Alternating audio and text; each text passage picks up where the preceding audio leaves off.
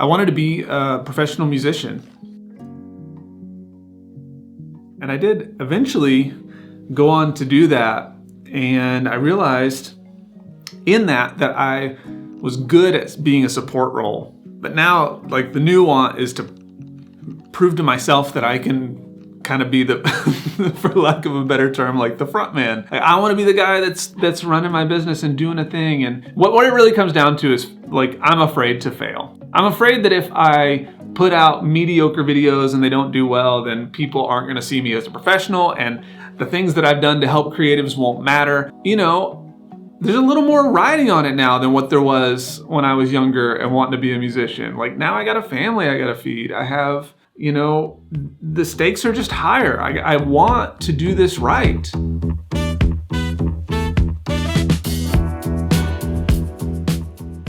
I think as creatives, we suffer from the same issues, like this fear of failure, the fear of like success. I think all creatives kind of struggle with those things. And so initially, I got so caught up in trying to grow the channel that I did the whole thing everybody else does, where you go and you like do the little searchy on the Google machine and you try to find like the right keywords to get people to do things. And I ended up just getting frustrated. And while my channel did start to grow, I started to grow further away from it because I started to just chase the views as opposed to trying to go deeper with people. I was just looking for the width. I was like, give me those vanity metrics, baby. Like that's what I want, right? But when I realized that was all pretty empty and that I had strayed away from the initial thing, which was to try to help, like, I just quit caring about it. Well, if I'm not getting the vanity metrics, I'm not getting the views, then obviously this is worthless. You know, I was afraid to serve a small audience. I was afraid to like have a smaller group of people. I was talking to my coach and basically we came to this place of, you know, I was feeling like I just wanted to put this stuff out. And she's like, well, what's stopping you, you know? And I said exactly that I was just so afraid that it would just be another video that flopped and another video that like didn't get picked up by the algorithm and all that crap. She was just straight up, what do you really want from this whole thing? What do you want from your channel? What do you want from your business? What do you want from these things? I want to make a living through this channel, through the other things that I do.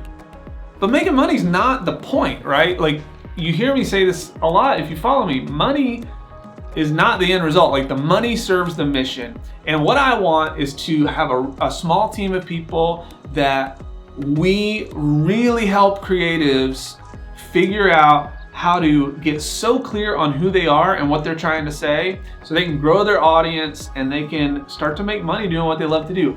And I want it so that I can spend more time with my kids, so I can be more creative, so I can do the work. It's much like you, like, so I can do more creative things, so I can get back to connecting with more artists in different ways and collaborating on cool projects and doing that kind of stuff. And so my coach asked me, well, what does it look like for you to just act on that as if that's happening already?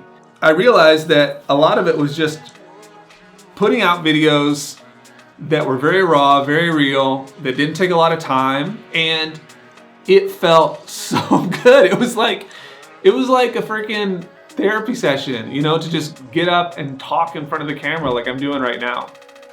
And that led to all these new comments and connections and ideas because people started responding, because I took away all the I gotta do it right, and I started getting real with what I was trying to say. And people responded to that, and it was incredible. It was really fun. And since then, I've probably released 4 or 5 different products to help creatives. I put out a workshop. I released like a community. I've done a class. And then just recently, this last week, I just launched a training program. All those things, like with each one, I would have never done that a year and a half ago because I would have been too afraid of what would it look like to show up and do this wrong? What would it look like? And let me tell you, the first thing I put out, I literally had the idea and the next day I made a video about it and launched it. Like, that's the kind of mode that this perpetuation of like being real rather than trying to do it right, it snowballed from there. And now this last week, I had the biggest launch that I've had for this thing yet.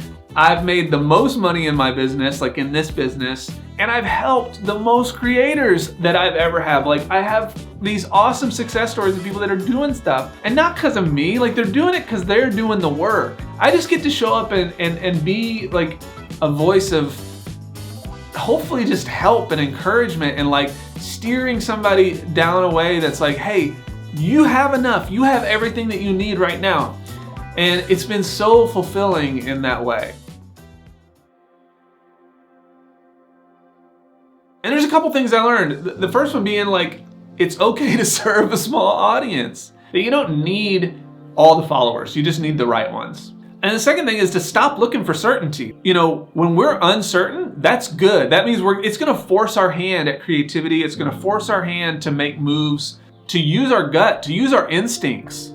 When we're constantly looking for how to do something, we can get lost in the weeds of trying to do it right all the time and miss an opportunity. And this goes against the way we're taught. Like in our education systems and all of these things, there are direct right and wrong answers. You know, if you work at a bank and you like screw the thing up, you're gonna get fired. And you know, while it's not that much different building your creative business or doing this thing, it is different because the learning process is the experience of it. You know, because the worst that happens here in my situation is that somebody's unhappy with the thing that I put out and I give them their money back. We don't have to let our ego get in the way of it. So we can live in this uncertainty in a really fun way and start to chase that fear a little bit and like almost treat it like, you know, that's the golden goose and I gotta like hunt it down and like grab it by the throat and give it a little squeeze and wait for that golden egg to pop out.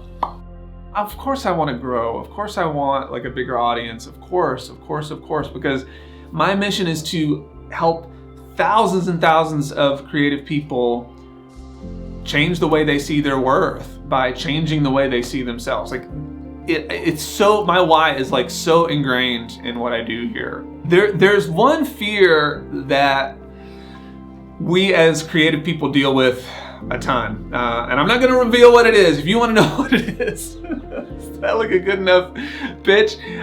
You're going to need this. Like, go check this video out. I really think about this a lot. You know, this fear that we have as creatives that keeps us from being successful. So go check this video out. I'll see you in that one.